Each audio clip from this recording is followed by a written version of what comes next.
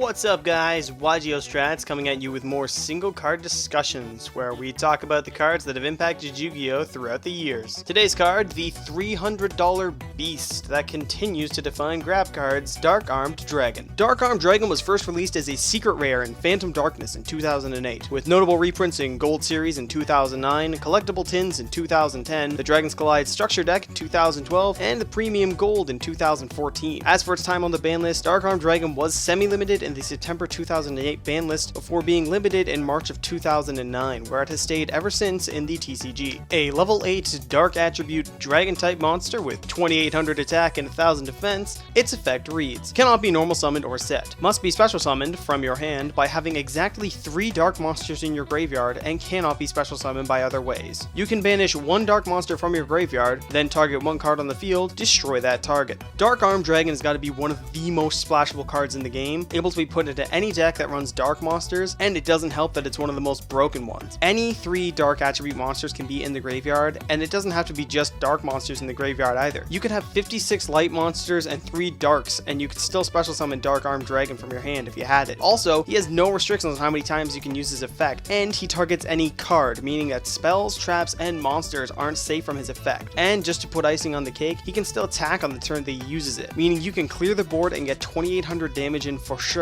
if not more if you had other monsters. There aren't many dark attribute decks that don't like Dark Armed Dragon, and almost every Chaos deck uses them. Decks like Blackwing, Destiny Hero, Lightsworn, and Shadow have all been top tier decks that would use Dark Armed Dragon in their builds to help push for games. Even decks like Blackwing that had little grave manipulation played it because even though it was dead in your late game plays, its power in the early game could be devastating enough to merit running it. It's easy to see why Dark Armed Dragon was hit by the ban list right after his release. Along with Dark Armed itself, Phantom Darkness also contained cards like Allure of Darkness, The Beginning of the End, and Dark Grepher to not only turbo through your deck, but also set up your grave perfectly for Dark Armed. Allure of Darkness could turbo right through your deck in the early game, and in the late game you could activate The Beginning of the End to not only draw more cards, but get your grave down to 3 darks in it so that you could summon Dark Armed Dragon. Even better, if you were to discard a level 5 or higher dark monster to special summon Dark Grepher, you could use his effect to discard another dark monster and send 1 dark monster from your deck to the grave, meaning you'd have exactly 3 darks in your graveyard, and you could special summon Dark Armed Dragon off the summon of 1 monster. And you still wouldn't have used your normal summon yet, which means you'd have a minimum of 4500 damage on board. There were entire decks built around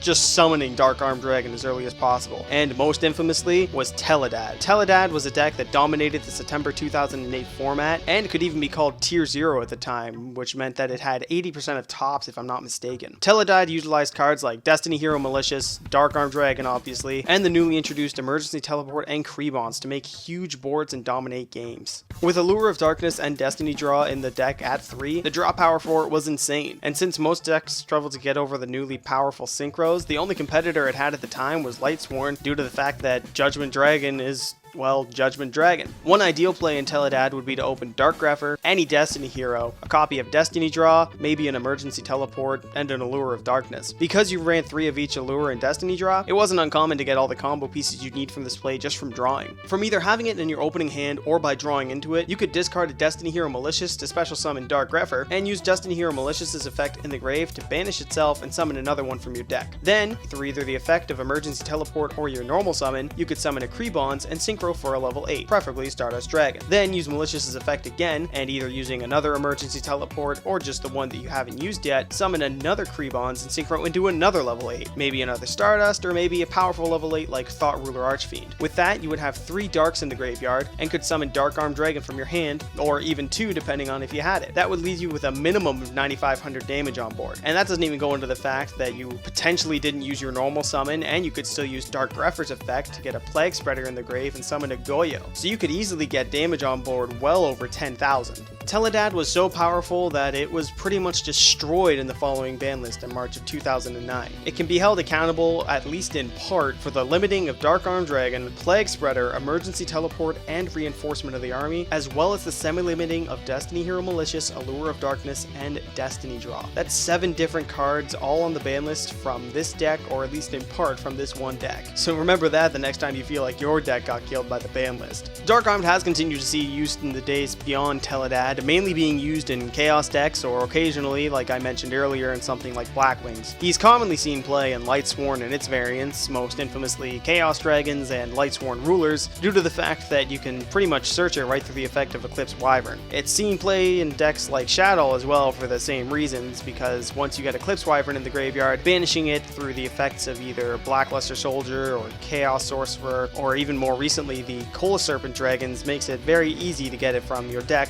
to the banish zone to your hand. All in all, Dark Arm Dragon is a true powerhouse of a card, and something that still makes players sweat when they see it appear on board even 7 years after its release. And so, that's our look at single card discussions, Dark Arm Dragon. Stay tuned for our next video, and feel free to suggest some cards you'd like to see reviewed or deck profiles you'd like us to post. Don't forget to like and subscribe, and we'll see you next time on yugioh Strats. Not counting World Championship prize cards and the sword, Dark Arm Dragon is actually the most expensive card ever printed in a set, totaling out at $300 at its prime when it was first released in Phantom Darkness in 2008. This has been yugioh Strats with your Yu-Gi-Oh! Fun Fact of the day.